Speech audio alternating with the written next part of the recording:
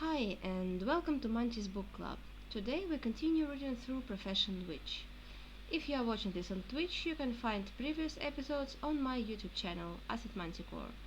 The VOD of this episode will be uploaded to my YouTube channel tomorrow, day after, or somewhere within a week, hopefully. So, if this is the first stream that you can see, you can safely pause it and go listen to the beginning of the book, or you can continue listening to this one and check out the beginning later. Today we are starting with lecture 8, Logics. I found chamomile in cabbage. The horse has long been sharpening her teeth on this miracle of selection. When I saw the mare in the middle of the ridge, I wasn't even surprised. There was no stable boy who could rein her in. He ran off to the shooting range, leaving a good half of the stalls uncleaned. And Val did not give a damn about the school cabbage. The troll sat on the top rail of the fence and picked at sunflower growing nearby, spitting the husks onto the beds. "Well, are you convinced?" he shouted enthusiastically when he saw me. "What did I say? Where is the ghoul, there will be trouble." "And where is he?" I interrupted. "What here do you need him for? He'll come running, don't worry. We have his horse. He won't abandon his horse." "You think so?" "I'm sure. He would have abandoned his friends, his things, his money, but not his horse. He'll return. I'll lock the stallion in the stable. If the ghoul returns, I demand a ransom." I was agree about things and money, but I didn't really believe anything else. Val looked at me and laughed heartily. "Chick, you are naive like a village girl caught in the hayloft. Do you think he'll come back to kiss you goodbye? Come on, even I'll be back soon, and you know me. What is loyalty, friendship, and love for a vampire? Empty sounds." Val spat the husk disdainfully. "Besides, I'll tell you a secret. He hates humans. Fiercely. Everyone, with no exception." "Yeah, and you think he absolutely adores trolls?" I snapped, climbing onto the fence next to Val and pulling the nearest sunflower stalk towards me. "Well, let's put it away. He doesn't care about trolls, elves, dwarfs, and all sorts of the shucks from high bell tower. But if he could, he would throw humans from that bell tower onto the stakes." "You're making shit up," I said hesitantly, mechanically plucking a sunflower and putting the seeds in my pocket. "Uh-huh. This morning I was making it up, now I'm making it up. It's time to become a storyteller, tell tales in inns and make money from my lies. Because there are a lot of fools in the world, and there are exactly twice as many ears. Everything is banal, chick. You were taken advantage of. You were played like a deuce and thrown into the fire." "What do you mean? Taken advantage of?" I was indignant. "He didn't demand anything from me. Well, we took a stroll around the market, we chatted.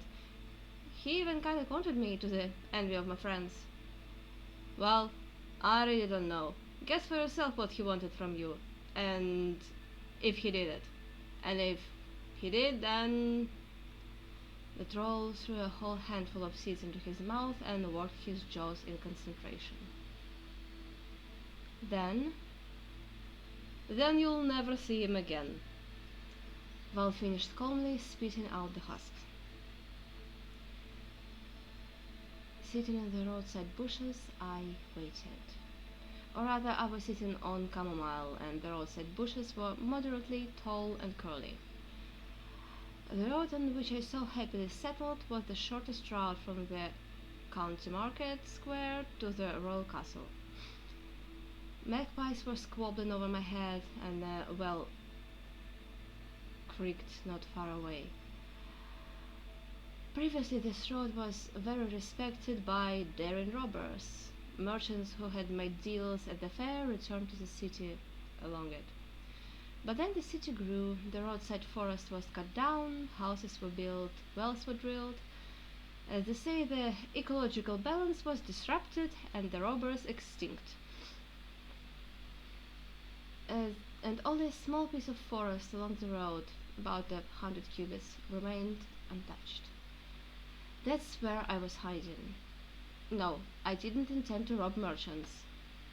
The problem was that I couldn't return to the market, and it was extremely important for me to find out something.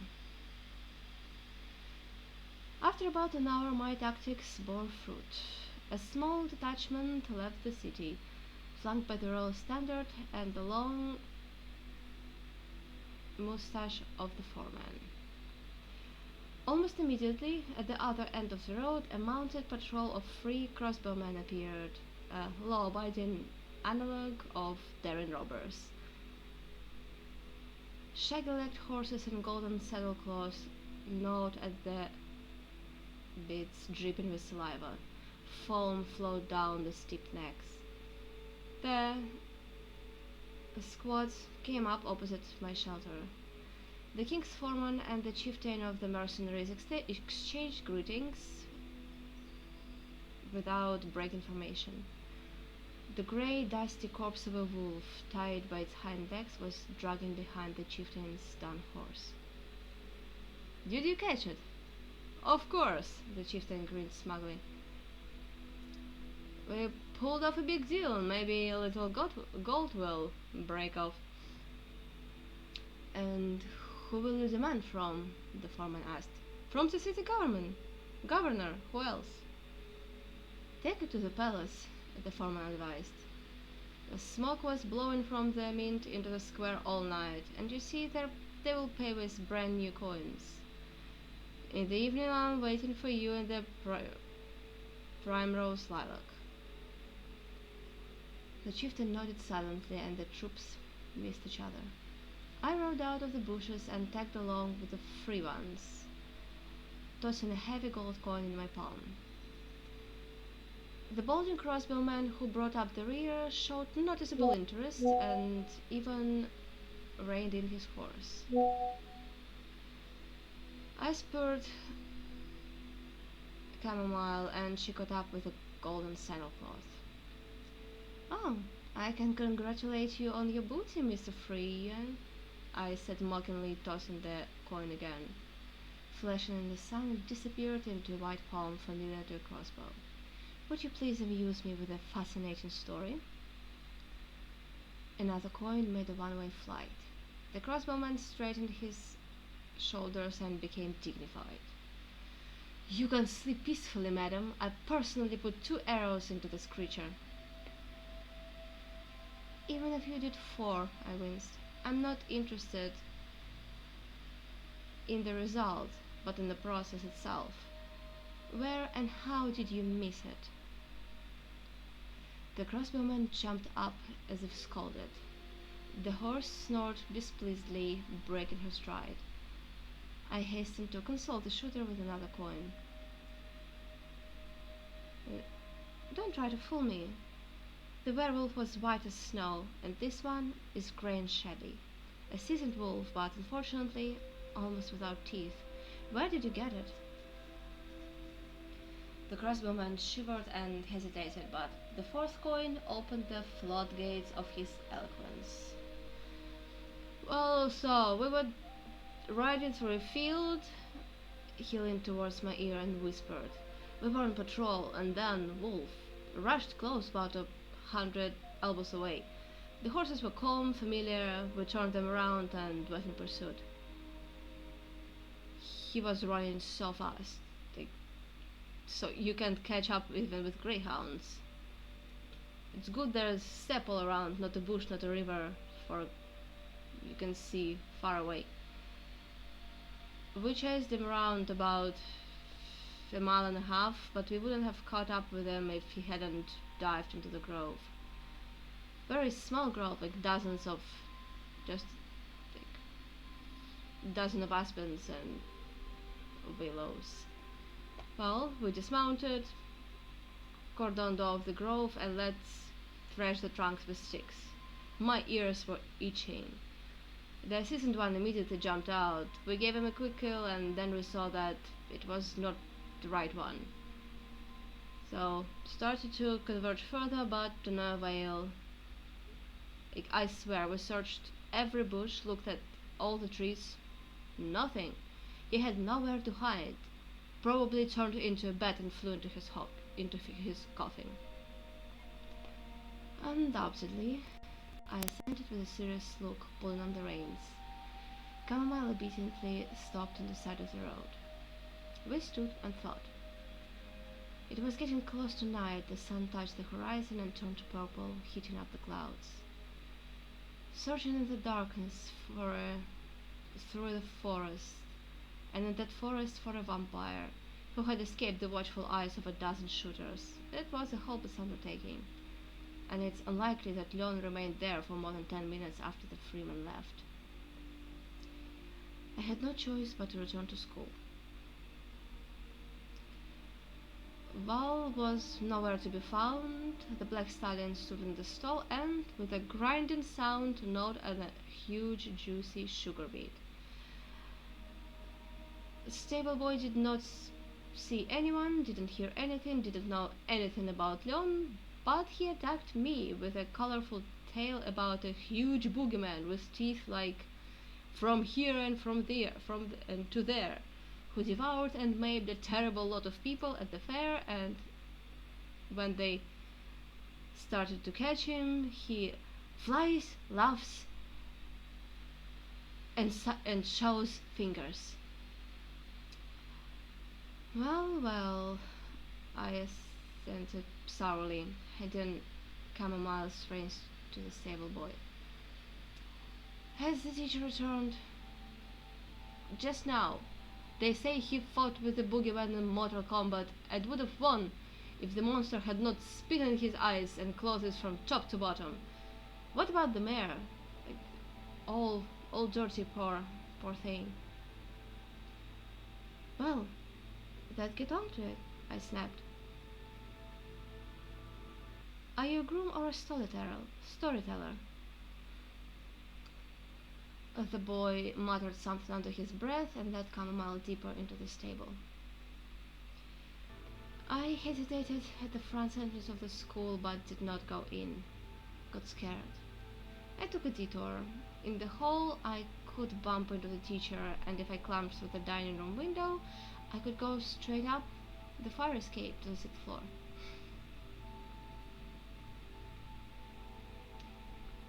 The dragon sat with his back to me, shaking his shoulder blades, ominously slurping and crunching. Roar? Volha? The dragon turned his bloody muzzle towards me and licked his lips. Have you heard about the new rule?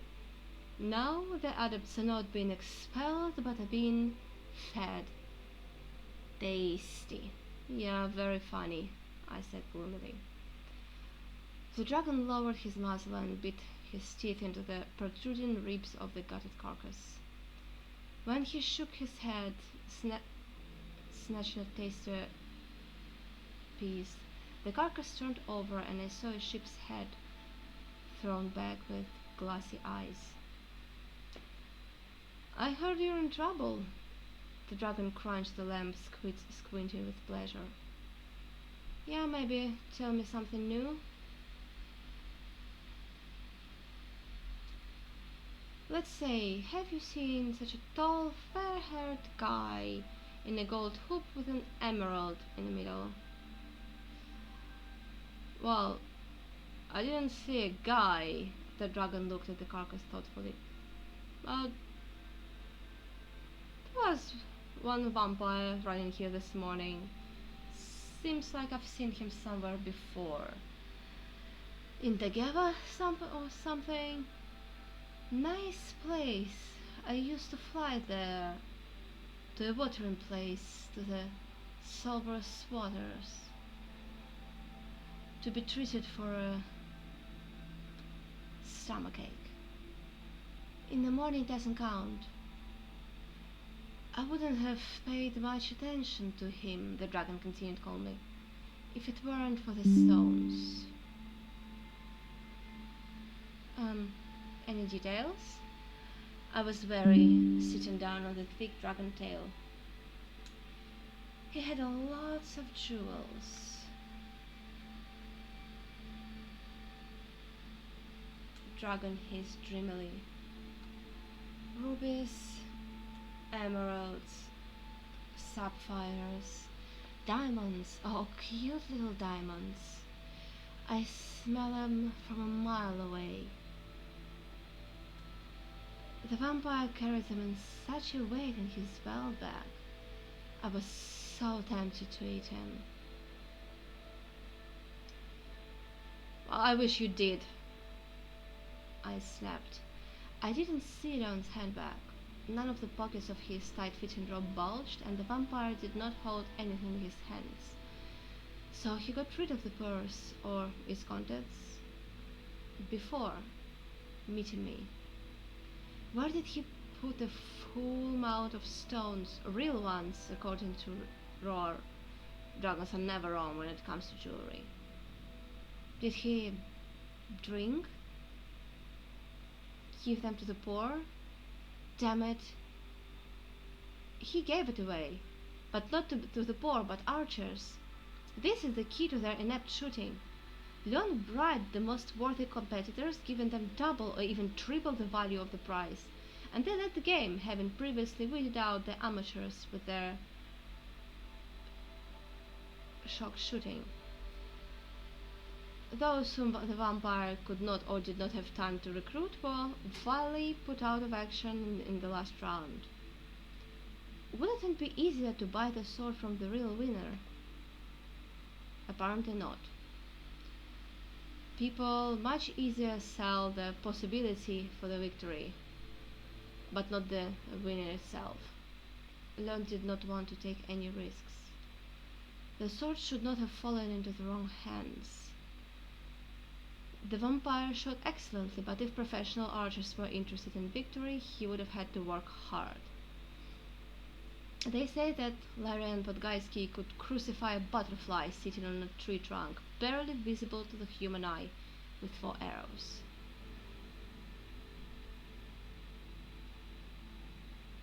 Local elves are not ambitious. Give him a real diamond instead of ephemeral turquoise, he will take it and will even say thank you. Well, conversation with the teacher cannot be avoided. Once you can withstand the first waves of his anger, how can you wedge yourself between the roaring crests? The trouble is, the magister did not tolerate being interrupted. He could have just mute you and then, without listening to excuses, teleported the disobedient girl to the kitchen, presenting her with the fact of peeling a bag of potatoes. Heavy thoughts slowed down my steps. As I approached the staff room, I heard irritated voices, and I stopped listening eagerly. 3 people were talking: the school secretary, the city governor, and the teacher. And this is not counting the village idiot, worn out by the crowd, broken tents, cracked walls, and 2 miscarriages due to nervousness. The city governor, having finished his monologue, could be heard rustling with parchment, rolling into a tube a long list of losses inflicted on the city due to the negligence of the magicians. We took the tents from the warehouse of the Merchant Guild under yogurt and tea, the secretary said timidly. Enough. It's sickening already without you, the teacher interrupted him. As soon as Olga shows up, bring her to me. And prepare your deduction documents as soon as possible. My vision went dark. Assholes. Yeah, found a scapegoat. They assigned me a job that I obviously couldn't handle and which they themselves were afraid to take on. And now, in order to whitewash themselves before the lop-eared monarch, they will arrange an exemplary expulsion of the incompetent scoundrel. The culprit will be punished according to the law. They will also make me cry, humiliate myself, bow at their feet, thank them for only expelling, but because they could even throw me into the prison. No, I won't give them that kind of pleasure. I tiptoed away from the door and rushed down the corridor like a ghost, silent, offended by people, and even more so by vampires, burning with a thirst for revenge. But absolutely harmless, and this angered me most of all. Who is afraid of a disembodied spirit? Who cares about the fate of a ninth-year adept? No one. Praise the gods, Velka fled to the festival. A note was pinned to the door. Meet me at the tent with almonds. I slipped into the room, pushed the bolt, ran to the window, felt the shutters. It was already completely dark, and only then decided to create a small pulsar. The room brightened, but my vision grew dark. Leon was sleeping peacefully on my bed. He didn't just take a nap or have a snooze. No, the vampire indulged in a deep, sound, and well-deserved sleep, and the bed showed undoubted traces of carnivals and games. The sheets were crumpled, the blankets swept the corner of the floor. One pillow was laying on the floor, the second stood on its side, and in the midst of the colorful bedlam, a living embodiment of a girl's secret dream, a golden-haired man in the prime of his strength and capabilities seductively scattered around the bed. I had no time for temptations. Choking on a dull, drawn-out roar, I grabbed a bucket of well water, fresh and cold, and threw it over the vampire's head. Judging by the Lord's reaction, this method of awakening was unknown to him. Jumping up as if scolded, he swore in such words that the bucket fell out of my hands. The bed was not just damp. It suffice to say that the pillow floated. Leon didn't get wet to the skin for only one reason: he slept naked. But such little things could not confuse either me or him. We had something to say to each other. "Oh, so you came to visit, right?" I asked mockingly, stepping on the vampire. "Shoot a ball, look at others, show off yourselves." Despite the obvious physical superiority, Leon hastened to isolate himself from me behind the bed. I began to slowly walk around the bed, running my hands along its back. The ominous silence was broken by the melodious murmur of water seeping through the bottom of the bed.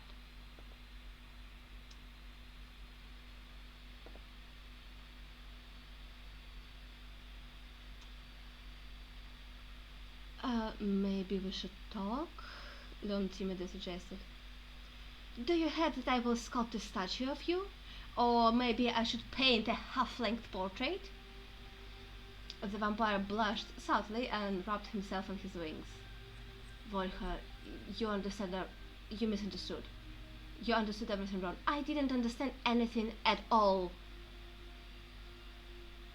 Well, okay," he sighed. "I give up. Listen."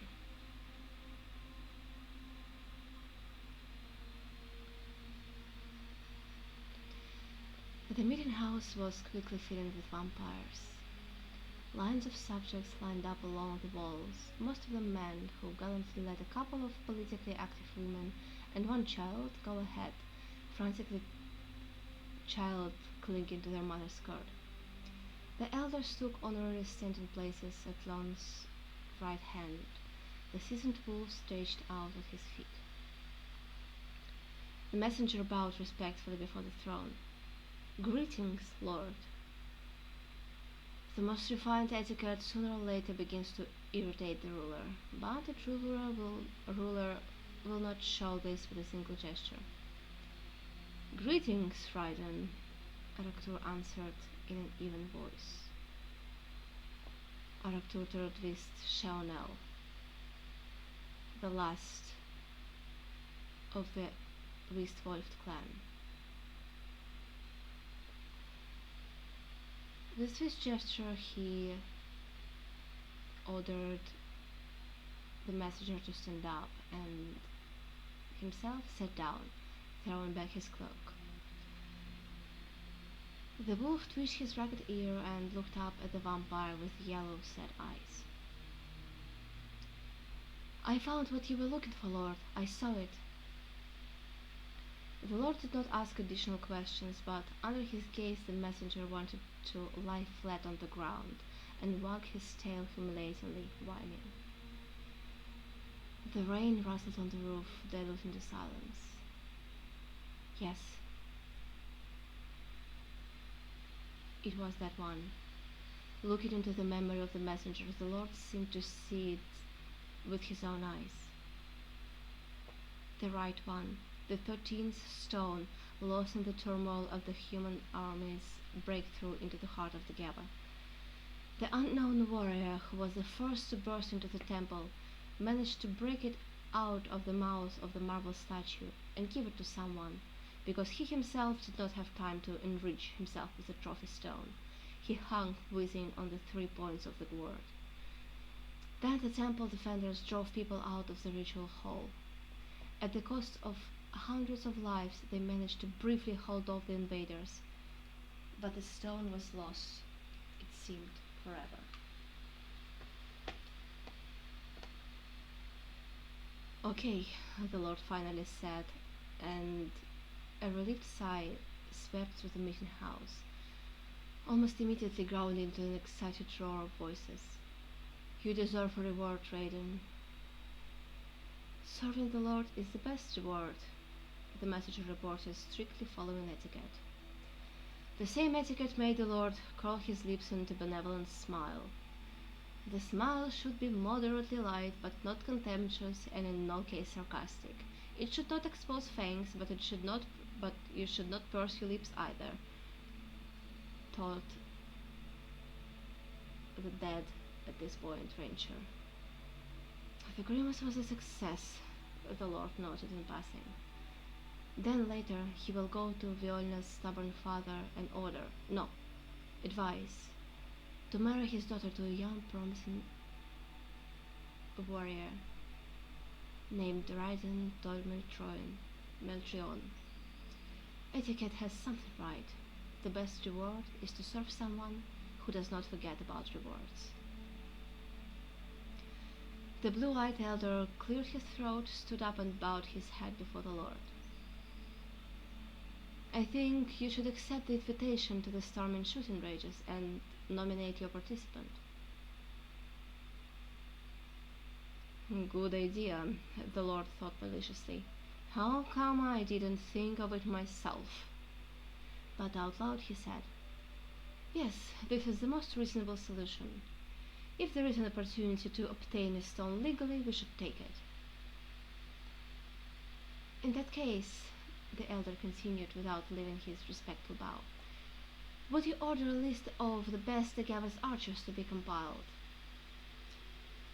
"There is no need for it." The elders looked at each other in surprise. The list, compiled an hour ago and waiting for its time in the elder's white sleeve, slipped onto the floor and rolled to the foot of the throne. The Lord quickly bent down, picked up the scroll, and, without reading, returned it to the elder. "Do you want to propose your candidacy?" The elder frowned. "Exactly."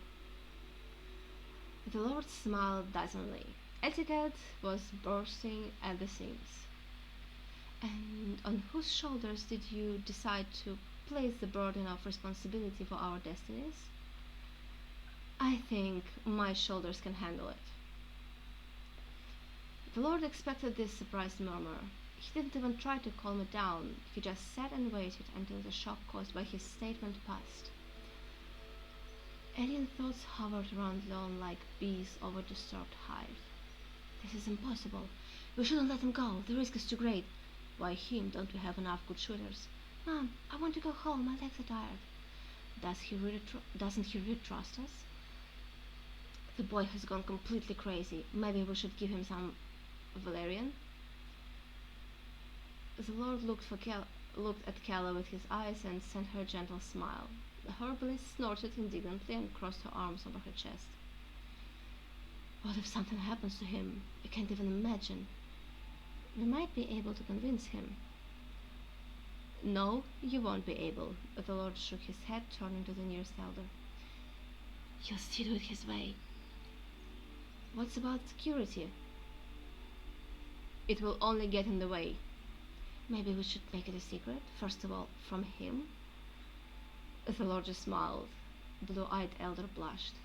Stubborn as a goat, just like my father, just like his father. Let him do what he wants, if only he could close the circle. After all, he is the Lord, he knows better. Mom, let's go home. I'm bored. Daddy, it is late. It is time for the child to go to bed, Leon said softly. The young vampire, embarrassed, obediently picked up the boy in her arms and left. I have decided, the Lord announced, raising his hand palm forward. The discussion is over. To make it to the shooting range, I have to leave tomorrow morning.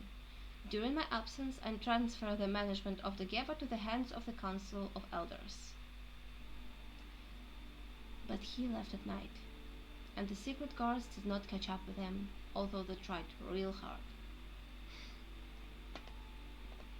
I listened to Leon's confession with considerable annoyance.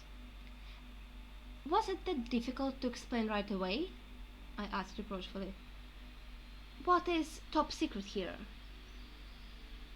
What? If the matter is not top secret, then you need to notify everyone about it? You could have told me. Oh, that's what it's all about. Leon laughed. You feel hurt? No. Then what don't you like? I don't even want to talk to you anymore. Threats, Olga, nothing but threats. The vampire buttoned up his pants with a chuckle. You'll come with me, won't you? Where? To return your prize, obviously. You're going to raid the Valdok's treasury? It dawned on me. We are going to do this. Leon emphasized the first word. I haven't given my consent yet, but you will, won't you? Leon, you're a vampire. Oh, yep, he agreed with a smug grin. What should we do now? First of all, let's find suitable shoes for me. I stole a bag with spare clothes from the inn. How humiliating it is to steal my own things. But there was no other way out, like there was no other boots. During the transformation, all clothes disintegrate and disappear. Will you help me? My life is serving you, Lord, I answered sarcastically. Oh, I wish it always be like this, the vampire remarked calmly. We joined the criminal world by borrowing boots from all meat. It wasn't difficult, washed and polished to shine by regular domovoi. The teacher's boots stood in front of their rooms. No, we didn't just grab the first pair we came across and run away. Leon tried at least a dozen, but it was either too small or creaked or flopped, or the paint was peeling off. In my opinion, he did this on purpose to tease me, but with such an impenetrably serious face that it was impossible to prove it. Leon had a spare jacket, the same shabby one in which we walked around together and in which he came to Starman. Now what? What was happening seemed like a bad dream to me, especially since the early and dark autumn night was firmly established in the yard. The light in the hall was not on, which was to our advantage, although it somewhat slowed down the descent downstairs. To the stables. We take the horses and leave the city as soon as possible. The nearest Valdok settlement is located west of Starman, 3 days' journey. It wasn't possible to find out more precisely, but you can ask the we can ask the dwarf traders in the villages. Both races spend most of their lives underground and probably know a lot about each other. Leon, Leon, you crazy! Unable to bear it, I flared up. What kind of nonsense? You leave Starman at night secretly like some thief from a broken gang, instead of directly asking for help from the Coven of Mages. Do you really think the teacher will refuse you? Yes. He snapped, warningly opening the front door for me. Why do you think so? First of all, he will want to know why I need the stone. Not only him, I muttered under my breath. Volkan, are you my friend? The vampire suddenly stopped and, turning me to face him, looked inquisitively into my eyes. Well, yeah, of course. So be a friend and do not ask unnecessary questions, he said, diving into the dark corridor of the stables. You don't treat friends like that, I stuttered uncertainly.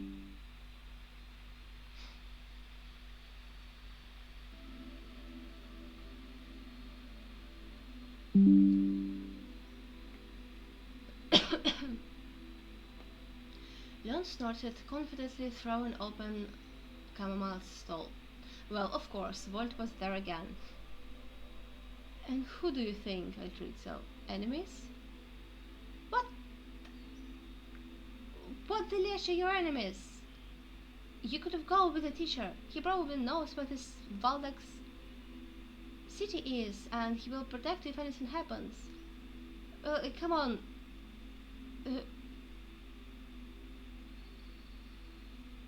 I'm not a good assistant. I prefer an inexperienced friend to an experienced stranger, Lot said bluntly. But it was not easy to get rid of me. Teacher, teacher, I grumbled, tightening the buckle on Camomile's bridle. It's strange how you feel about him. It's like you despise and respect at the same time. Tell me. Come on, confess, what connects you with him? Life, Leon answered simply. I expected a continuation and he added, my life. Is he your father? I screamed in holy horror. Oh, pfft. Knock on wood, the vampire freaked out, indignant no less than me. No, everything happened a little later. I chose the most inopportune time and place to be born. It was the third day of the battle for the Geva. People broke through the first defense ring and, inspired by success, fought the second. The night attack was sudden. Yesterday's rear turned to the front line and most civilians did not have time to leave it. Elders, children, not to mention a woman giving birth. Her father, my father protected her to the last.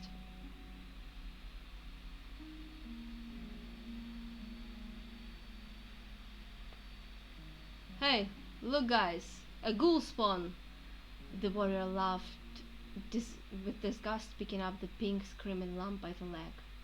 The friends was around and looked at the newborn with greedy curiosity. The baby was completely normal, full-term and quite cute. Any mother would be indescribably delighted to receive such a baby from the hands of the midwife. But the warriors looked at the child with undisguised horror, noticing only the beginnings of wings on his back. The man holding him looked around in search of a wall or a trunk to stop the incessant, disgusting squeaking. Finding nothing suitable, the mercenary left the tent, dragging the child at arm's length. Some of his friends lingered, searching through the hacked corpse of the vampire. Flakes of soot floated in the air, huge bonfires were smoking. The bodies of vampires had to be burned before sunset, and the ashes scattered to the wind, so that the bastards would not dare to rise again. The mercenary wiggled his humped nose with pleasure, looked at the child in bewilderment, and, having made a logical decision, waddled up to the nearest fire. Swung and threw. A magician, middle-aged man with threads of grey hair at his short-cropped temples, suddenly cursed and rushed to intercept him. Was there in time and fell, clutching in his hands a tiny body choking with tears, not crushing it by miracle. You crazy, old man?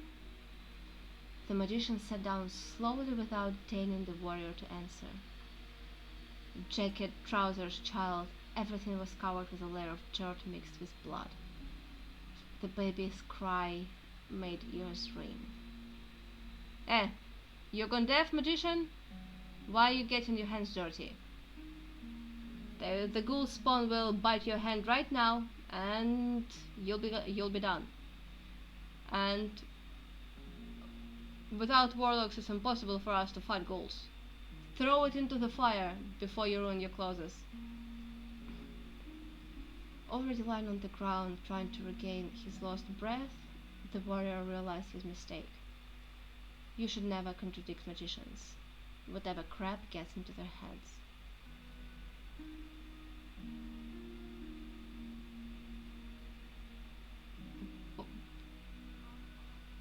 What's wrong with them? His friend inquired in surprise, helping the warrior to get up. The fuck knows. Maybe he wanted to turn the bastard into a stuffed toy, or put it into a decoction. So, I mean, he could have said something, not just start throwing lightnings. They're all a little wrong in the head. Charmers. Witchcraft really hits the brain. But there's such strength in it, the friend added thoughtfully.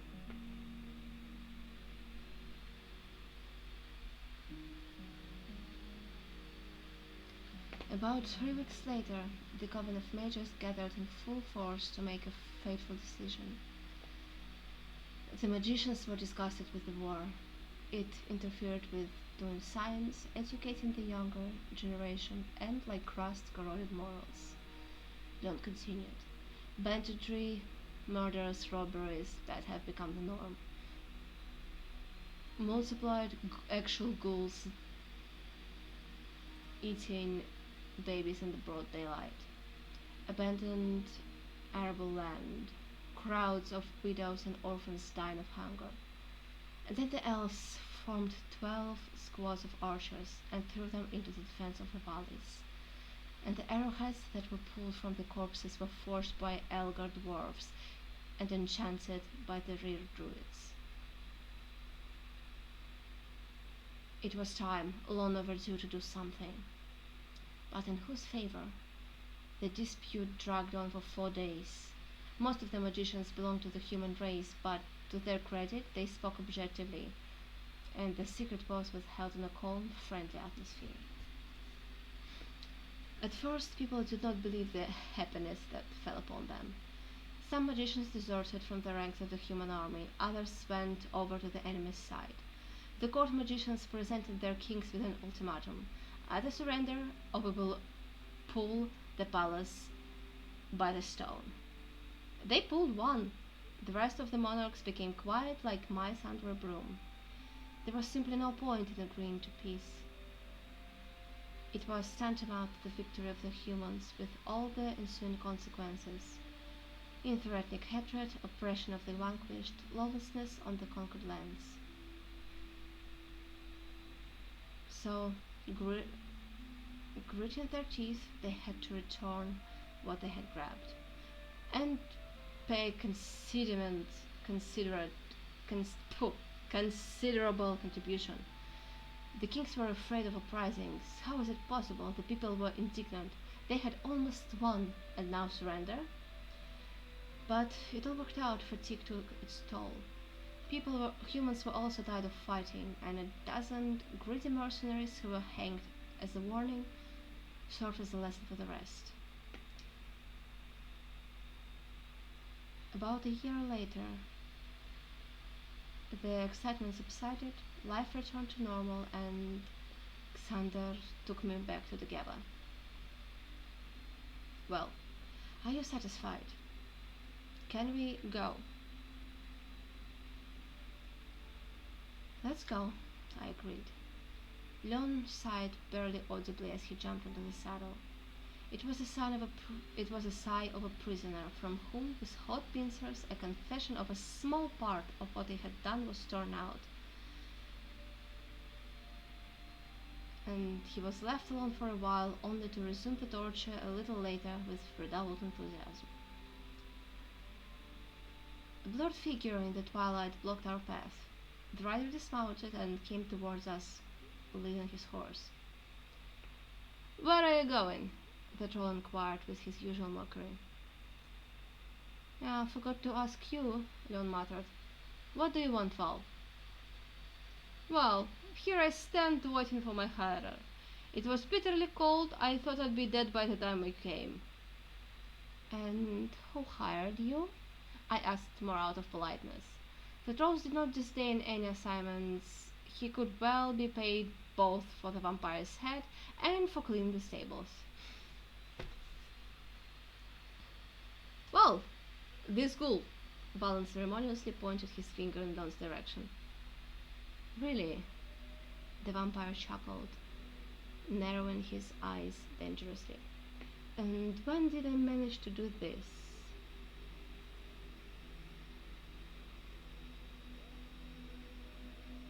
"Well, if you didn't have time, you'll still have time. I'm not in a hurry." "We are in a hurry.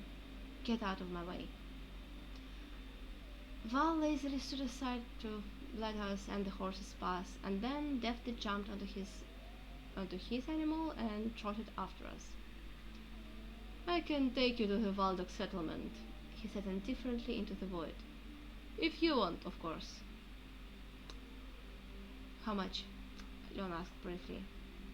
The troll burst into a grin.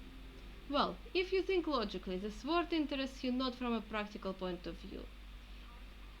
It still is not bad, dwarven but not enchanted. The dragon slayer was very lucky since he defeated the legendary Burn with the help of this piece of iron.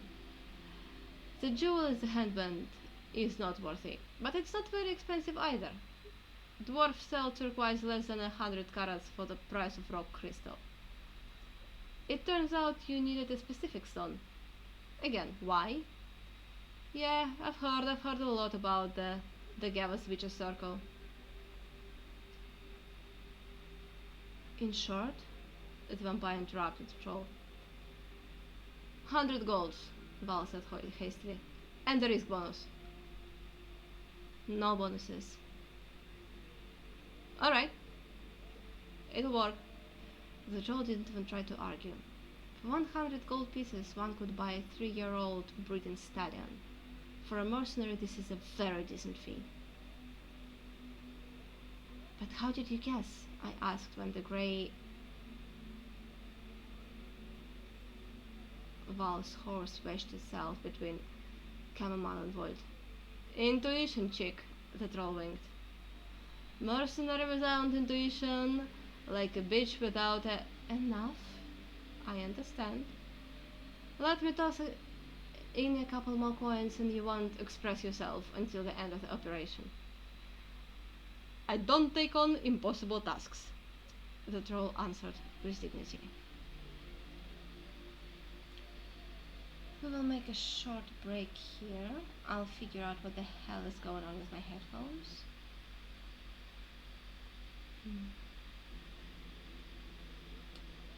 I hope at least you can hear music because I cannot.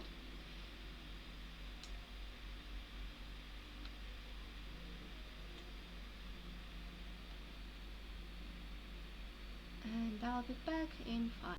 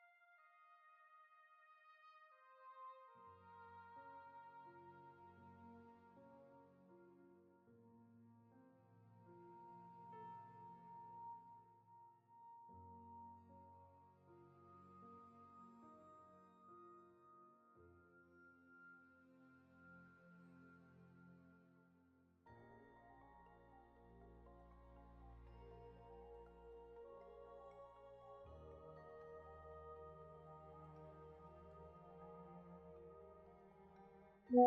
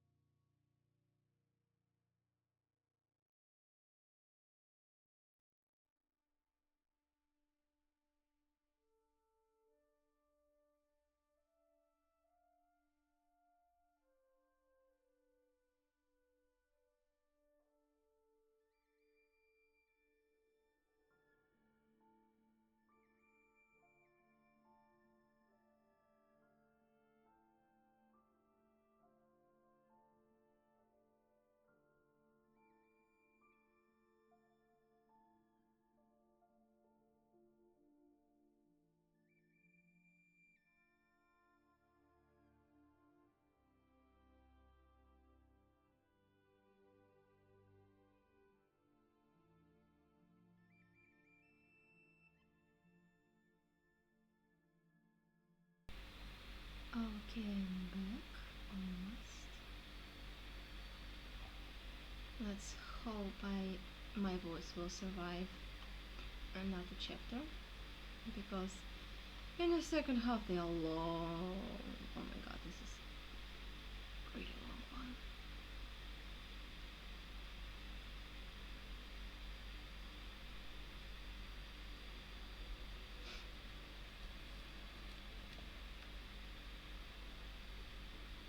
So, lecture 9, theology.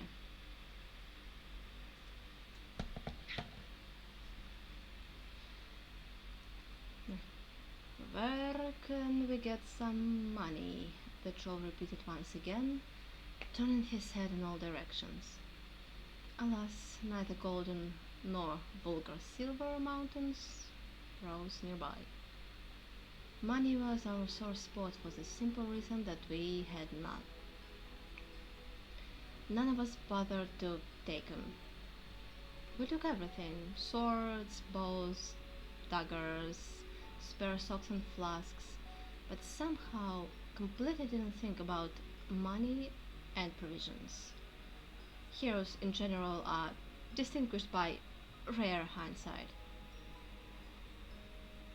What do they take when go into a mortal battle with a monster? Right, faithful horses, shields, and clubs. Rarely does like, Ivan the Fool take a crust of black bread with him. Not one of us became like the notorious fool, for which we cruelly repented. Val, as he put it, ran out of money last week. Leon had no money at all, and I, the crown of stupidity, left the gold given by the teacher in the pocket of my dirty pants.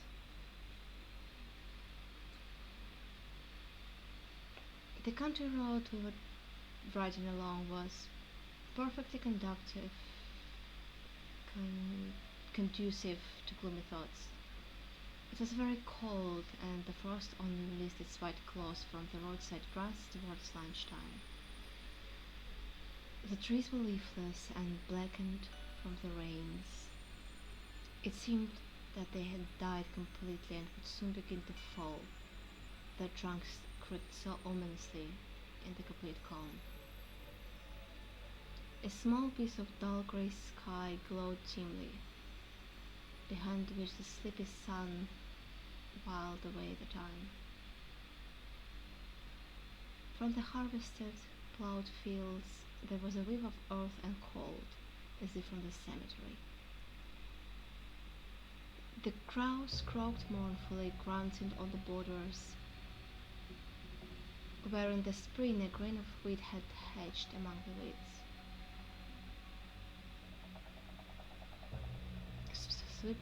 Sweeping away an ear that had not been claimed by the sower. By the end of the day I noticed that the guys, especially Leon, were looking suspiciously in my direction. I resolutely stated that I would not give up without a fight, and, for that matter, we would cast lots. But I underestimated the nobility of my companions. They were simply afraid that I would faint from hunger right in the middle of the road. I ridiculed them cruelly, and the journey continued. With these hungry thoughts, we entered a luxurious but seemingly extinct village.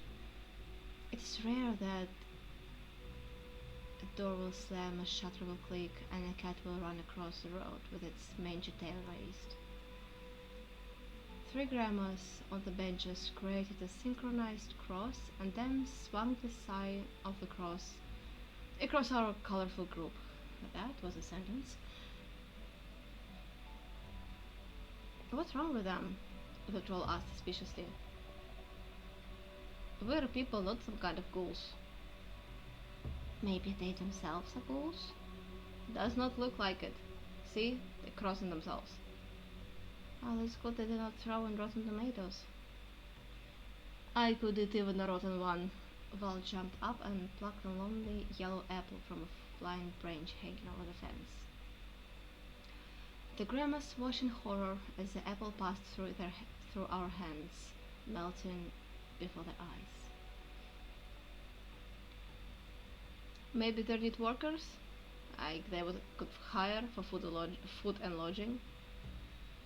After the harvest festival, Leon noted skeptically.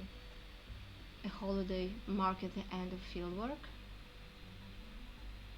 Milk the cows, I suggested, spitting out of stiff tail. Hey Val, did you hear? The job is just for you. Well, I could eat a cow, the troll said. Hey ladies, is there some kind of inn here?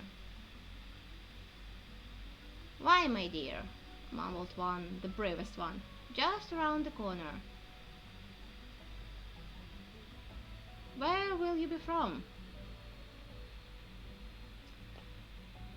From Starmin, I answered, pulling on the reins.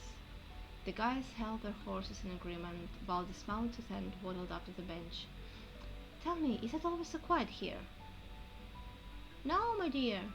The young people boasted about their relatives before the babozhnik. Why? I was amazed. Babozhnik is a holiday of evil spirits. On the eve of babozhnik, Leshy and Kikimeras crawl out of their holes.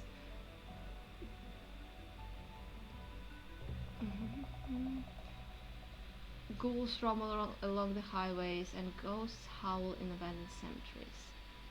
Necromancers gain unprecedented power while other magicians try to abstain from witchcraft.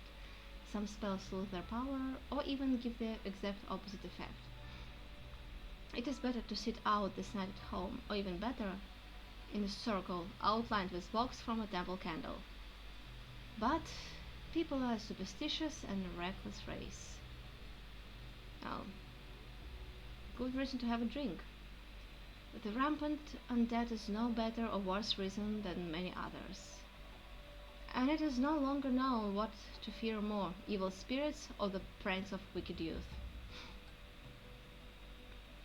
Last Babozhnik, we, that is I, Vazhik and Simar, stole a Burotaurus skull with horns from the Museum of Natural History, put it on a stick.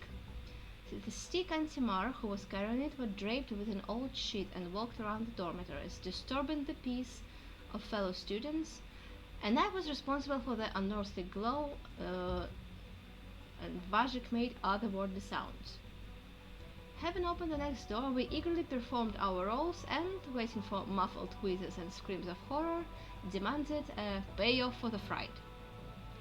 Sometimes they tried to break our necks. More often, with nervous laughter and cold sweat, they brought out small coins, beer, and pieces of pie, lard, or homemade sausage.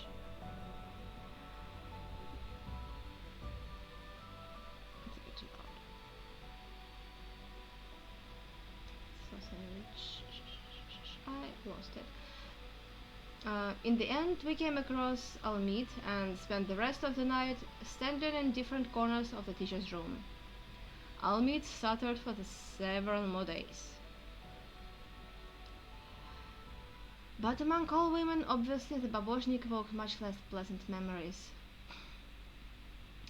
"God be with you, baby!" one of them exclaimed in horror and reinforced her words with another cross, apparently wanting to attract the attention of the gods to me.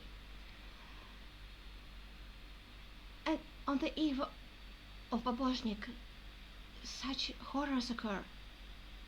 For example, "They're not local," her friend intoned. "We need to explain." "Oh, dearies, you came here not in a good time. Go to the temple. There the boys and the Dains have locked themselves in. They're performing prayers and fastening fastening the shutter so they can all stand against the enemy. You guys are smart, you carry swords and bows. They will need you." "Who they will be good against?" asked Val, mechanically stroking the head of the sword. "I see you women are terribly brave, and the healthy men barricaded themselves in the temple. Are you tired of living?" Tired, my dear. Only this cup is not about us. We old people are no longer of interest to him." "But for whom, after all?" I couldn't stand it anymore. "For the vampire," the grandma admitted innocently. "He needs young ones, so the blood boils in his veins. But we old women have bitter cold blood and just begs to go into the ground." "Okay," we said in unison, looking expressively at Leon. "Bullshit," the vampire snorted. "And from whom did the people in the temple hide then?" "Local superstitions. Hey, what are you doing?" "Oh, let's really go to the temple.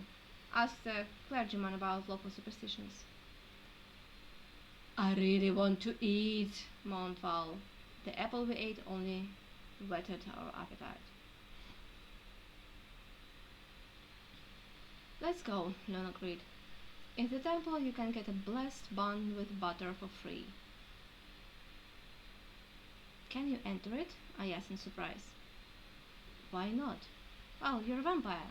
You must spit on icons and avoid the shadows of the cross." "Volha, stomach acid has gone to your head." "Sorry, I wouldn't want to make excuses to the parishioners when they make you cringe at the sight of the sprinkler."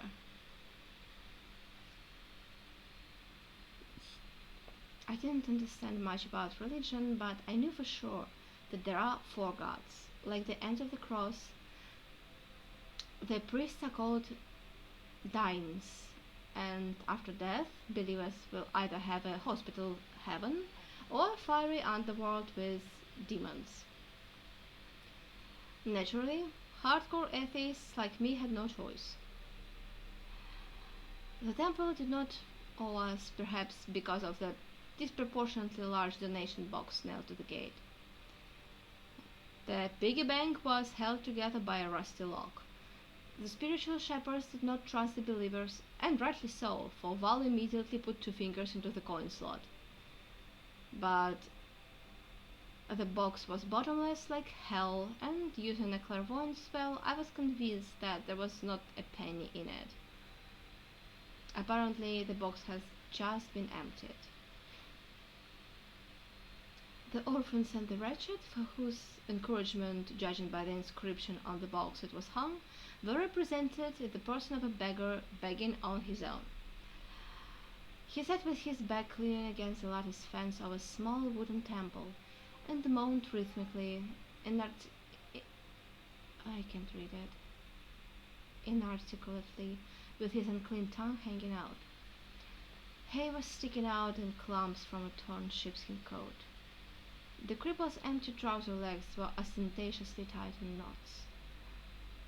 In front of him lay a cap, filled to the middle with copper with occasional inclusions of silver.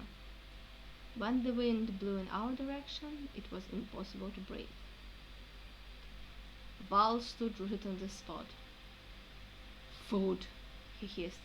"You crazy! The smell alone makes me sick." "Idiot! In the cap!"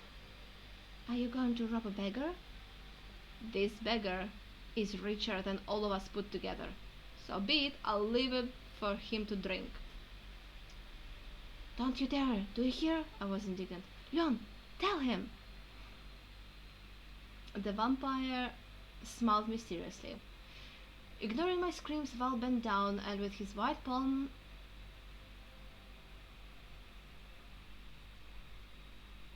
grabbed the willing gifts of the parishioners. And then a miracle happened.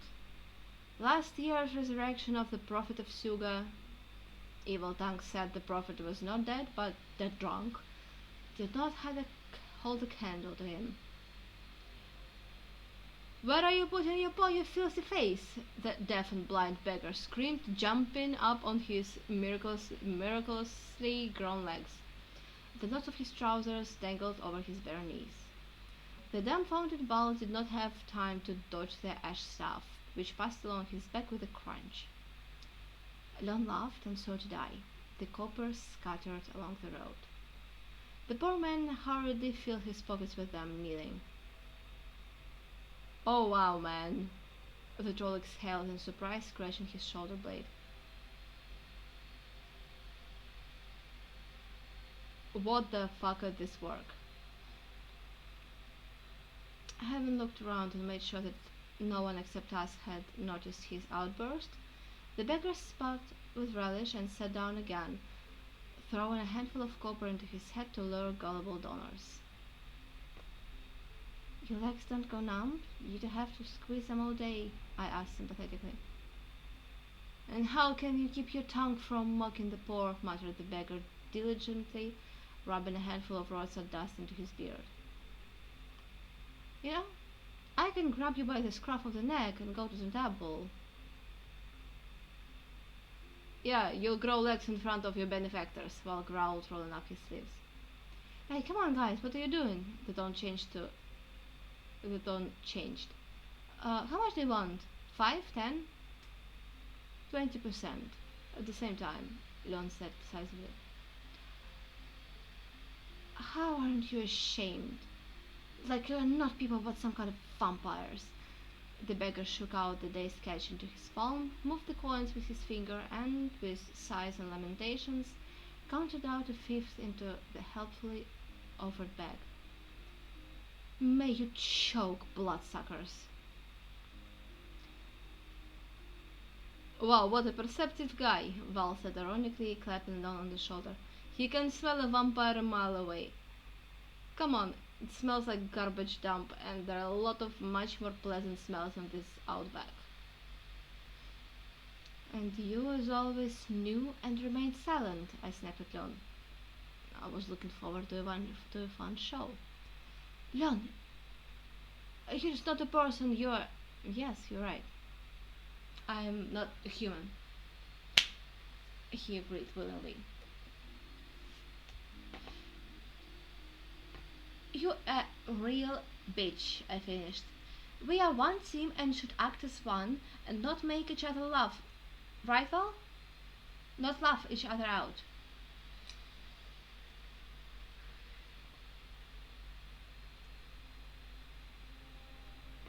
Oh, screw both of you, answered the troll. There is money. I noticed an inn on the hill. We found a place to fight. There is money. I noticed an inn on the hill. You found a great time to fight.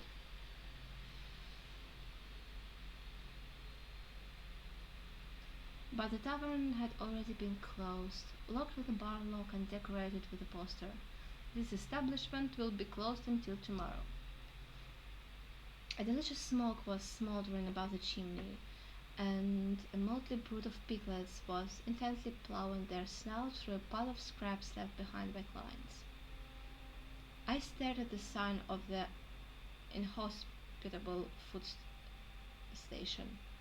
Under the inscription Merry Mermaids were depicted two very shabby, bug-eyed women with light brown braids, gap-toothed grins reaching to their bulging ears, and herring tails instead of legs.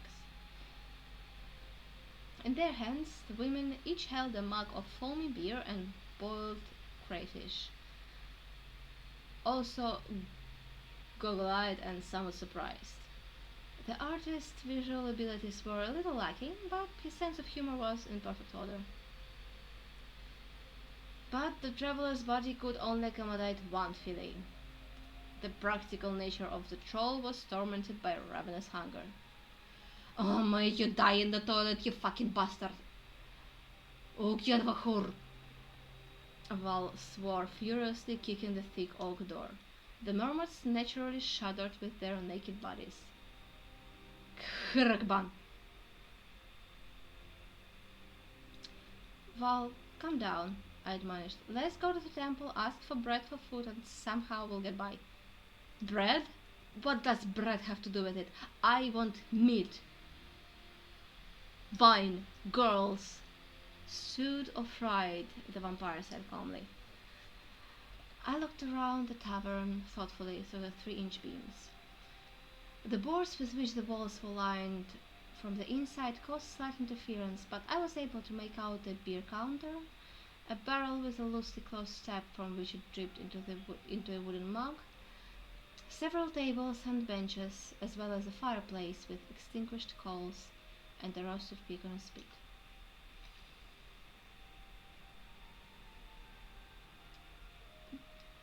Come on, give me a lift, I commanded, jumping up and grabbing the gutter with my hands. The gutter creaked but held.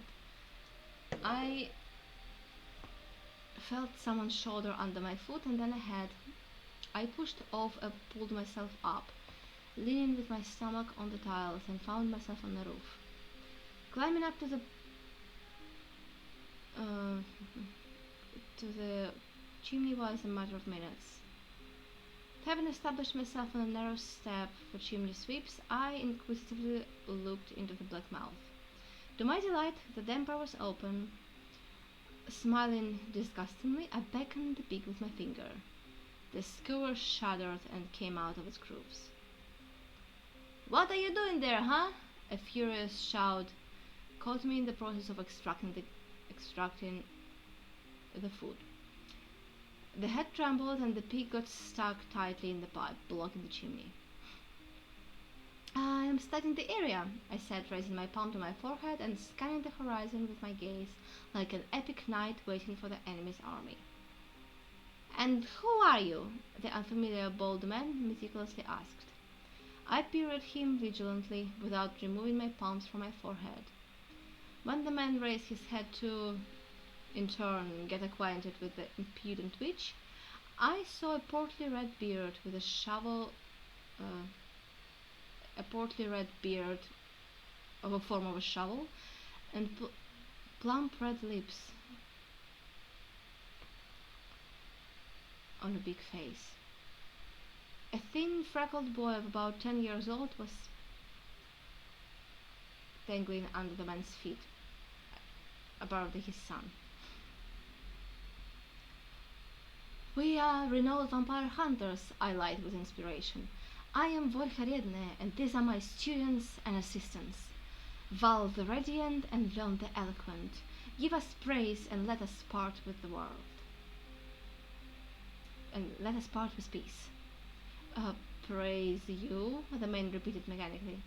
"And I am Luca, during the marriage, the innkeeper here. Here's my house, not far away. I looked out of the window and some people are hanging around the establishment. So I thought, I should get out, scare him off." "I'll scare you off," the troll became furious. "Come on, feed the travelers," gurgled the marriage.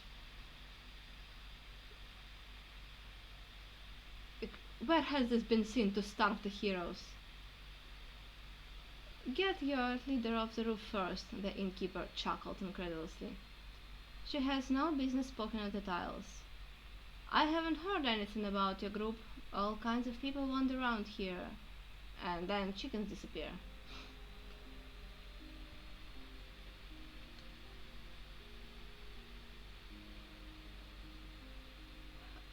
"These kinds pay in hard cash," Leon coldly interrupted the innkeeper's outpourings, shaking the bag in his palm. "Nah, what do I care?" The man immediately cooled down. Uh, I probably can squeeze some beer for you, but there's basically nothing left for the food. Unless you like scrambled eggs and ham." "Oh, we will. Move," the troll barked. "Chick, jump, I'll catch you." But I was caught by Leon. It's simply amazing how fragile and defenseless a woman can feel in strong male hands. And for the first time, I caught myself with the blasphemous thought that being a woman is not so bad. Instructing the boy to light the fire, the innkeeper lit a candle and went into the pantry for ham, eggs, and wine. We chose a table by the window, dragged heavy carved chairs to it, and sat down, listening and looking around. Pushing down on the side, I nodded to him at the long brace of garlic hanging in the corners, from vampires. A silver cross nailed above the threshold served the same purpose. The vampire got acquainted with these simple folk devices with obvious interest. However, other evil spirits were surrounded with honor. In the corner there was a touching white saucer with crumbled pie for the Mavoy. The innkeeper's son diligently fanned the coals, sneezing muffledly into his sleeve from time to time. The birch bark and then the wood chips began to burn, driving the smoke inside the inn.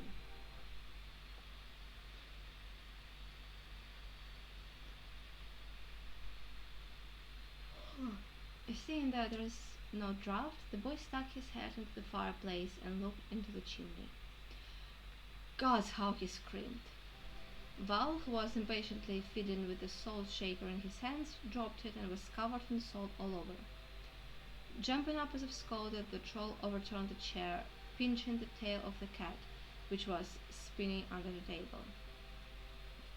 Meowing desperately, the cat splashed through the door, under the feet of the innkeeper, who was returning from the cellar and loaded with food up to his ears. Having performed a very complex pirouette, the innkeeper fell onto his back, not letting go of huge pork ham in his hands. Scrambled eggs are cancelled, the vampire said calmly, blocking the path of the rolling onion with his foot. What is all the fuss about? There is a demon sitting there, the boy chattered, his teeth in horror. I saw the hoofs. Oh, holy gods, the innkeeper hastily crossed himself with his ham. Oh, go away, go away. Don't worry, I cried, jumping out of my seat. We will drive him out. Guys, cover me. Okay. Yeah, we cover for you. The vampire whispered knowingly, pulling out his sword and taking a fighting position next to the fireplace. Come on, play along, is it difficult?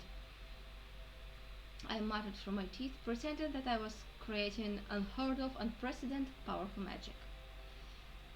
Arrows of bluish discharges crawled along the walls.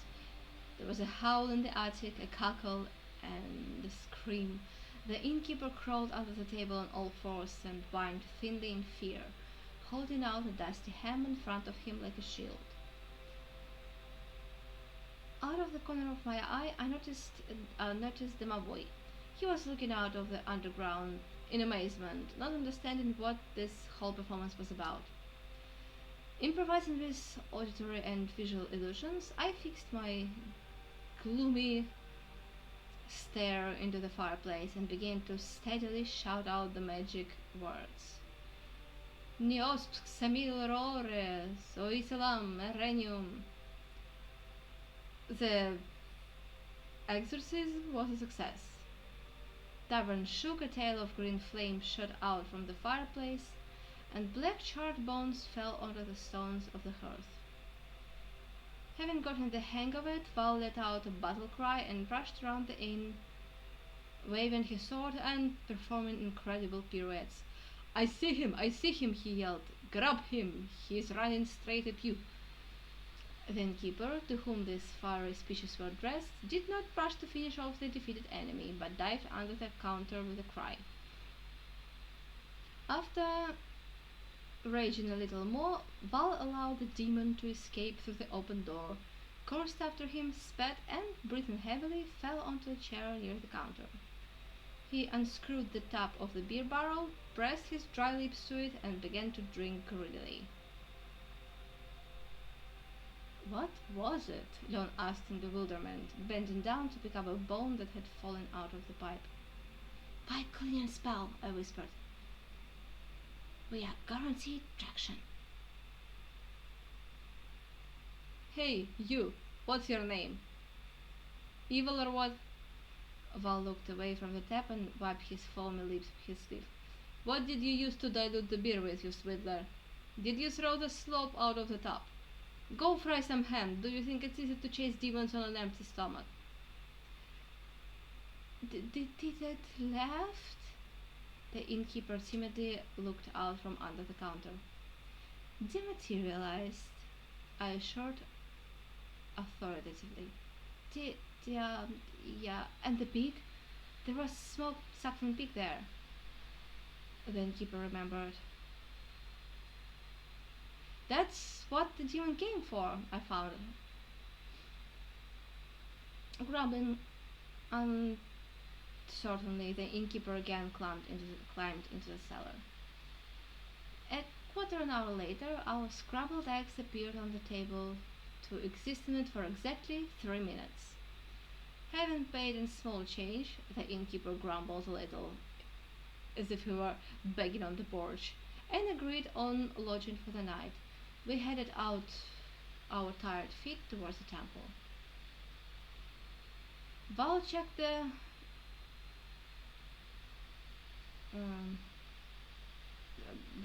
the donation box again, but with the same success. The enraged one looked at us with a gloomy look. Having gone around the temple fence, we climbed the steps of the high porch. I pulled on the heavy cast iron ring. The door was locked. Leon tapped it demandingly with the handle of the gourd. The door swung open. On the threshold stood a tall, still young clergyman, black, bony, unnaturally straight. About such people, they say, he swallowed a stick. His look was wild and suspicious, like that of a bandit who had escaped from a log. His beard was a long wedge. The black cassock is trimmed with silver braid. There was a wooden cross on the chest and a high rectangular head on the head. The vampire and the priest came face to face. What do you want, my child? Dain asked importantly. I wish, father, to rid your parish of the blood-sucking vampire. Leon answered in the same tone, humbly bowing his head. Bless me for the battle. Dain solemnly crossed the vampire. He liked the initiative of the unknown knight. Go to the battle boldly, my child. The gods will not leave you. Thank you, Holy Father. Would you allow me and my friends to pray one last time in your temple? The vampire asked humbly. The emerald in Leon's hoops shimmered and fluttered like a green light, betraying its artifactual essence. Can you do magic? The clergyman asked sternly, clutching the cross with one hand and the censer chain with the other. Leon shook his head negatively. This is reasonable, for magic is darkness and heresy. Miracles have been sent down to us from above. It is blasphemous to encroach on the mysteries of God. Believe and you will be saved. Come to the temple, glorious man. And you, woman, a vessel of sin, why at such a ripe age are you found without a husband and do not take care of the family hearth? Wish I could venerate that vessel. Val chuckled, loudly slapping me on the left ass cheek. Dain knitted his eyebrows sternly. And you, troll, are a godless creature of darkness, for you are created from dirt, live on dirt, and consume dirt, written in prophetic scrolls. Get away from the temple doors, you scoundrel. The troll sent him not far, as they say, just a stone's throw away, but the Holy Father did not like the route.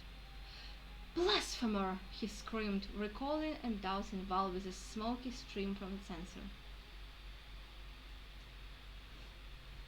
But not the fucking ghoul, though, the troll grinned. The door slammed in our faces. Lone stayed inside, we outside. Vampire, but settled in better than anyone else. Val, throwing his hand behind his back, scratched his shoulder blade and looked sideways. Hey chick, my memory is really bad. That asshole didn't seem to have legs. Right? Right, I confirmed gloomily. No, he doesn't have a head. What? I jumped to the fence.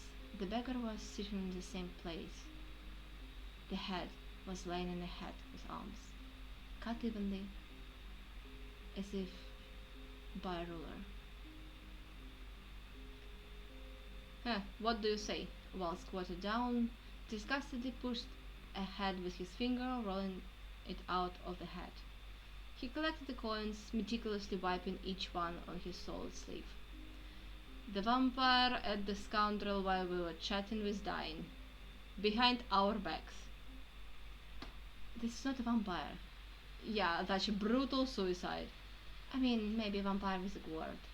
I corrected myself. Nah, doesn't look like it.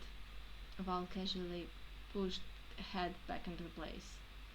Twisted, turned, combining. Gwart is a piercing weapon, triangular explosive. One blade to the neck, two to the brain. If you turn it, the skull will be turned to mush. And this drunk didn't even have his vertebrae crumbled. I'd say a sword. Or even better, a scythe. What do you propose to ask the residents if they noticed anyone suspicious with a scythe? In white slippers and black robe with a hood? The troll added skeptically, throwing the head away. Temple door swung open and Leon, alive and unharmed, ran down the steps. He was in no particular hurry. Apparently, there was no revelations. Ah, thought Leshy. That's all the vampire said, jumping over the head. And where did, said Leshy, take you? Sorry, There in the temple are about 100 people. Crowd is terrible. Everyone is shaking as if in a fever. The walls are covered with some kind of papers. But half a thousand candles has been lit. It's impossible to breathe from the incense. That didn't hurt you? No, the contrary. They didn't just kick the boots. They mistook me for a knight errant, came into mad delight, quickly conferred, passed the hat around and scraped together about 10 gold pieces for my fee. Hadon proudly showed us another bag of change. As a weapon, they wholeheartedly offered me a sharpened aspen cross and a 2-piece with holy water. I have no idea what to do with them, but it was rude to refuse, so I took both. This can really come in handy. Take it. While Val was drinking holy water, I carefully examined the filigree silver bracelet with frequent inclusions of black agate beads that glittered like rat eyes. There were someone's relics on the altar, bones, all sorts of scraps, and among them was this interesting little thing, Don explained. These crazy people literally begged me on their knees, like, my dear knight, take what you want, just kill the monster.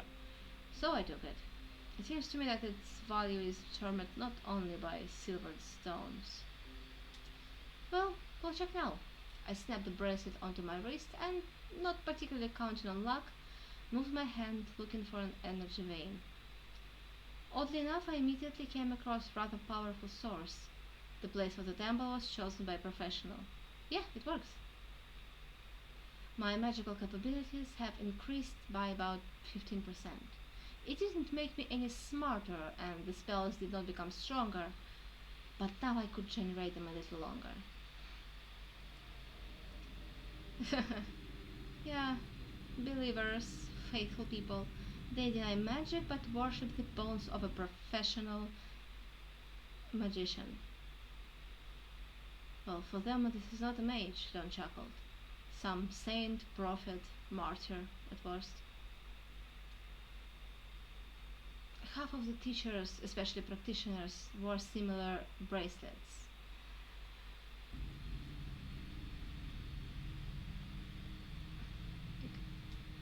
MP drivers, UMP drivers. For example, Vaneta Zaslavsky, teacher of defense magic, they decorated not only both arms up to the elbows, but also the ankles. Without them, she was not good as a magician. Her own reserve was not enough even for simple telekinesis. But she wielded a sword masterfully. I'm afraid I will need it, and very soon. Any guesses? Confidence. Let's go. Hey, believers! I knocked loudly on the door of the temple. Can I see you for a minute? Get out, you beast! They howled exultantly from the inside. This is not a beast, this is me, a vessel of sin. Will you come out for a minute? Yeah, dream on. Okay, just tell me, where is the nearest hayloft? Save us sinners, for there is no limit to a woman's debauchery. Ah. What the sauce are you having, Father? I might want to spend the night alone, in prayer and repentance. The laughter that came from inside offended me in the best possible way. Giving my hand some magical weight, I punched a small but pretty hole in the temple door. An eye and the middle of a cross, decorated with sapphire, immediately appeared in it. Do you want me to destroy everything here? I asked the eye. And we will help, the troll chuckled. Expressively hitting with, tapping the fist of his right hand on the palm of his left. Come on, she's not a sorceress. She's a bandit, I tell you the truth. There was a redhead in their gang there. Thundered a booming bass behind Dane. The door swung open. What do you want from honest people, girl? A huge man stood on the threshold. He hadn't shaved his black beard since his cradle, He hadn't washed his undershirt with rolled up sleeves since last summer, and he could plow a plot of virgin land without the help of a horse. What struck me the most was his bus shoes. They were such a size they could serve as snowshoes. Having difficulty tearing myself away from the contemplation of these demi-season shoes, I turned my gaze higher. Higher? Higher? The representative of the honest people towered over me like a seasoned bear. The moustache, with the remnants of borscht and buckwheat porridge, moved ominously. Hello? I pretended to be something like a gritty nod, which could equally have passed for an epileptic seizure. Well, the man roared, sticking out his heroic chest. Oh, you have robbers in your forests? Leon asked calmly. The man turned his bloodshot eyes to the vampire and relaxed the muscles that tightened his low, convex forehead. No longer. 5 years, no bandits. Our forests are calm and full of berries. A lot of berries? A lot, the man responded innocently. A woman and a child brought a jug every day, almost every day until berry time passed. Ganobobil raspberries, lingonberries, all there. The cranberries will go soon. Aren't you afraid to let your wife go alone? Yeah. What will happen to her? Everything is profit. Some berry water was recommended. Some made some berry water. Some meat.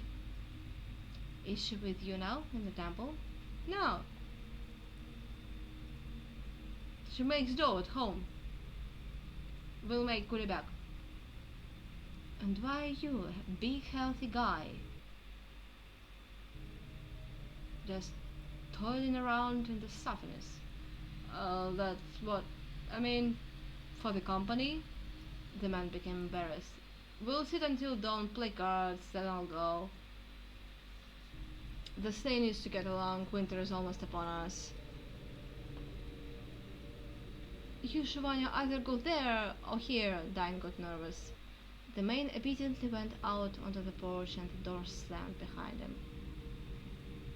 Don't understand them, grr, the troll whispered, bending down to my ear and at the same time watching through the hole that was happening in the temple. Notice how different these hermits behave. That one in the kaftan with sable trim. He bows to the ground and washes himself with burning tears. And nearby 3 women whine with each other with their tongues. I bet they're gossiping about their men. Company, you see. And someone sits at home. Not in the toilet, mind you, but makes kulibaka. Dine, too, stupid as he is, mixed dried chamomile in the incense. Incense are expensive. If they were truly afraid, they wouldn't try to save. I agree. It only scares those who have a bad conscience, and dying intensifies the pressure so that people sacrifice more willingly. Maybe they made up a vampire? No, I saw the tracks. What tracks? Shh, after. Meanwhile, Leon started talking to the man about life. He was always good at it. So, you say robbers went away? Uh-huh. Yeah, sure. Ask them to go away on their own, the villager chuckled. The mage helped. Real solid, not like your gimmick. He was a good mage. Was? Yeah. He died in a fire, was pulling a child out. The roof collapsed. Local mage or mercenary? Oh, he was a mercenary, but he settled down with us. Stayed. Almost 2 years was cast in our area. You know, for some to heal the cattle, for some to destroy the quinoa, and he was a good charmer, was very capable when it came to drinking. May he rest in peace. How long has he been dead? More than a year, exactly on the eve of the babozhnik. But don't think bad, the man realized. He is not a vampire. Well, there are his remains lying on the altar. You were curious about it. Yeah. Don't you know how he destroyed the robbers? Nope, the man shook his head. I asked he asked Genka's widow for a red cat and went with it into the forest. Well, with the cat. And when he returned, he said, "Ride along the lawn calmly, good people. Nowadays a guard sits there, doesn't let in robbers or bandits." And with that, everything calmed down. The robbers disappeared and they have never been there. Do you believe in a vampire? Well, how did I tell it? The man hesitated. I mean, I believe we can argue, but I am not sure about its harmfulness. I mean, he saved me from death and shame. Now, how is that? John was dumbfounded. Well, last year, right on the eve of babozhnik, tax collectors came to us. Muzzles, giant, like ripe pumpkins. Very hungry for hard labor money. All sucked out, bloodsuckers. If you hold a horse, you pay. Cow, pay again. If you mow down a haystack, fill their pouch again. They liked my hut. Get out of there, they say, you grey-legged man. We will celebrate the holiday in your shack. Where am I going to go, I say, with my wife and children at night? And they're laughing, they're bastards. They say, take your pups wherever you want and let the wife spend night with us. She's beautiful, my wife. The man boomed with amazing warmth in his voice.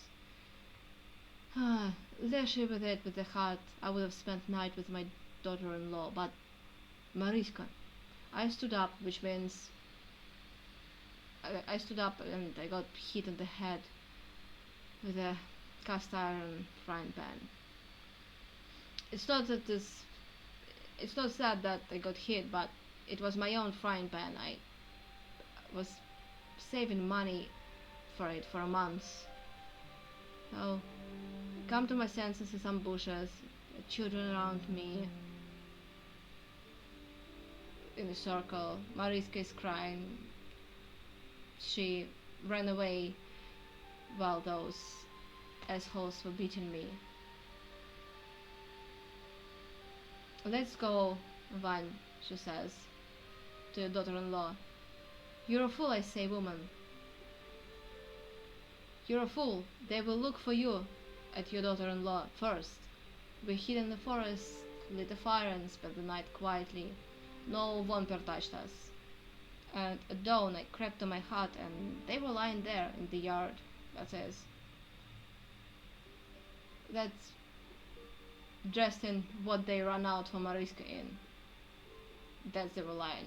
I just don't tell to anyone. I lit a candle for the vampire and prayed for his health. And since then no one has seen it? No one has seen it anyway, the man responded innocently. Well, people are disappearing occasionally. But just like that, like as usual. It's a known fact. You meet with a bear, boar is also no easy match. There's a lot of wolves, like slaughtering the cattle assholes. But really, they don't go into the barns only if someone gets separated from the herd. And you know, those who drink, steal, slander, or raise their hands against the weak should also not go into the forest. Bore, not the bore, but there is no return for them.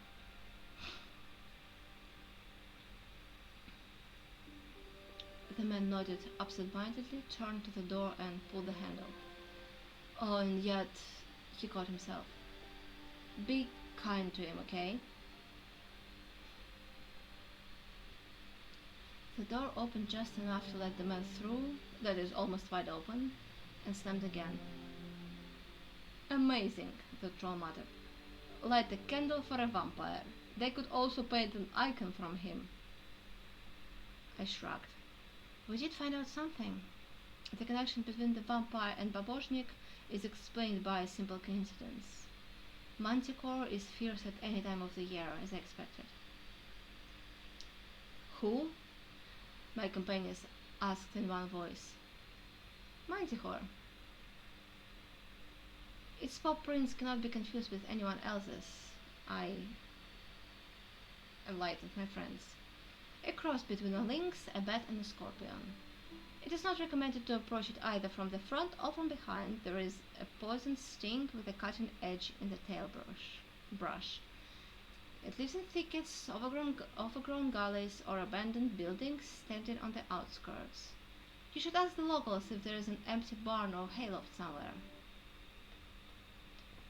Wait, Ron interrupted me. You're not going to look for this creature, are you? Do not forget we're in a hurry. Manticore is a local problem. Let the locals solve it. It's already getting dark. It's too late to make another crossing. Who knows, will there be another village in our way? I suggest spending the night in this one. In the tavern, Ron agreed. Later we will go to the tavern, at first to the barn. Oh no, I'm not going anywhere. The vampire snapped, arrogantly crossing his arms over his chest. Okay, don't go, I agreed easily. Val, are you with me? Ha! Found yourself a lover. Of course I'm with you. Otherwise, no, you'll share the fee. The troll expressively adjusted the belt of his sword. You are crazy, Leon exploded. What barn? What manticore? I heard you, and while you work for me, I forbid you to meddle in any dubious holes.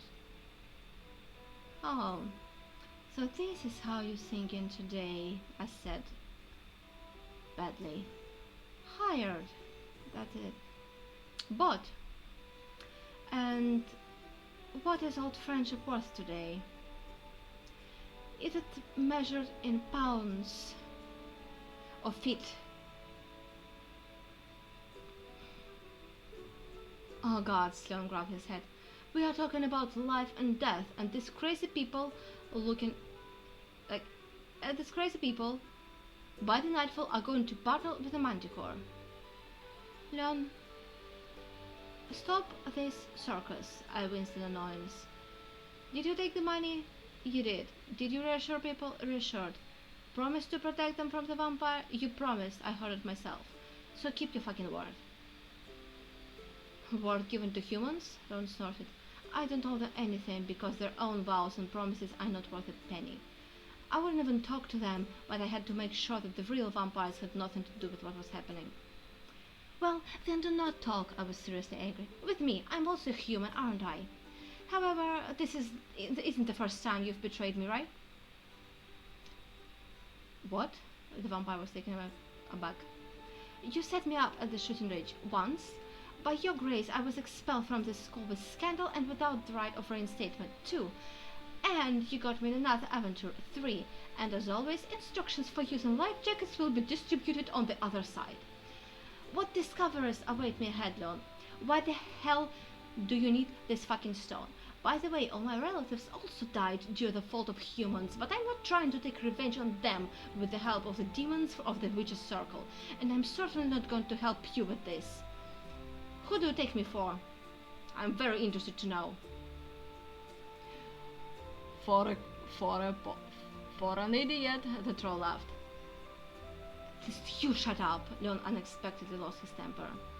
The smooth baritone mixed with a booming, inhuman roar, causing Val to jump back a good dozen feet. Leon shook his head in annoyance, ran his hand over his forehead, and turning to me continued in a normal voice. This is not my secret Volga, I cannot open it for you.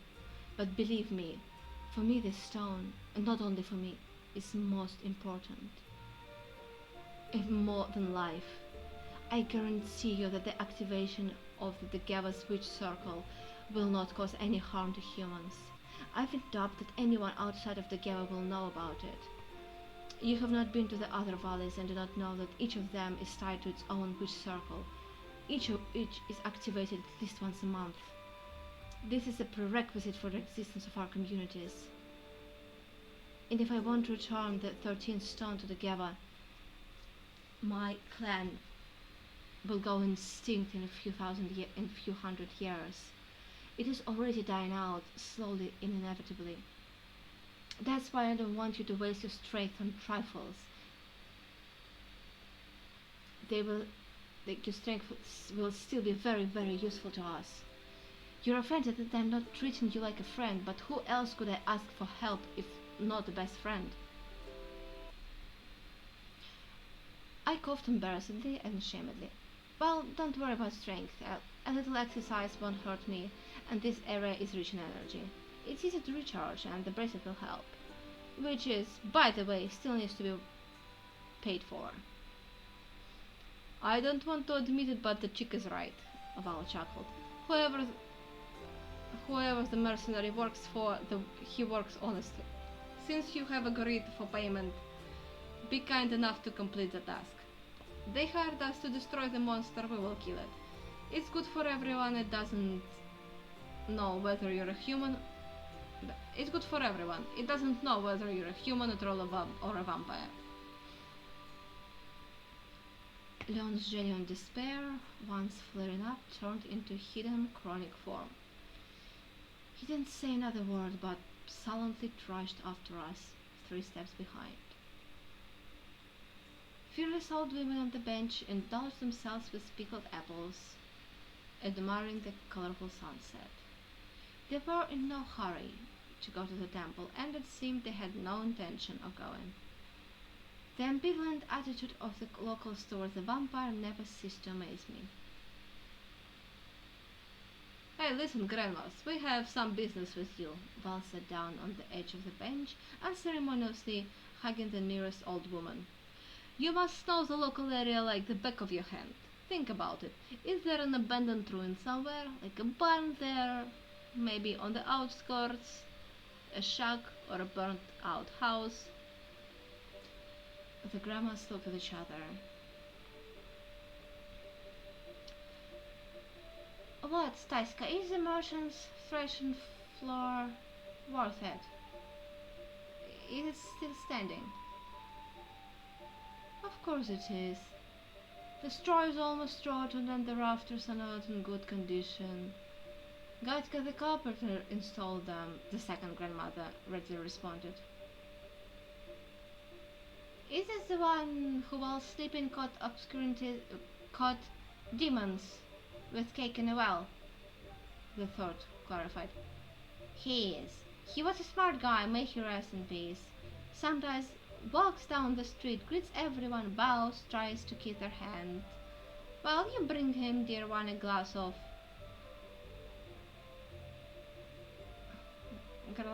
moonshine, or some brine, depending on what kind of need the person has. Hey, Grandma, get to the point, Val couldn't resist. Yeah. You will talk on the market square. Where is this Ghirs Gumno? Not Ghirs, my dear, merchants. The merchant hanged himself in it. Caught his wife with Ganka when they were drinking overseas wine early in the morning. Well, poor sinful thing. Killed both of them. And himself, a dear heart. Grandma! No, wait, I interrupted the troll. I want to know more about such a radical anti-alcohol campaign. Or did the merchant himself want to drink but didn't have enough? I mean, they drank wine in the merchant's bed, dear ones. Oh, With you, dear ones, I will turn into a deer soon, the troll barked. Come on, speak now. Where should we go? Person who dry lips there, Grandma waved her hand along the street. Outside the outskirts, on the left. From there you can clearly see the threshing floor. In the middle of the meadow, it's noticeable. Leon, are you with us? The vampire chuckled vaguely. You can stay and wait for us in the tavern. No, Leon snapped. But keep in mind that I'm still against this dubious adventure. Well, then you'll be obeyed, I delighted the vampire. You can express your protest by standing in a visible place. And why is that? Because I will sit in ambush and Val will cover me. And why do I have such an honor? You see better than anyone in the dark, you are the most dexterous and strong. If the spell doesn't put the beast down, you'll have a better chance of finishing it off. If it doesn't put it down, Leon grumbled gloomily, I'll finish off somebody else. And this is it for tonight.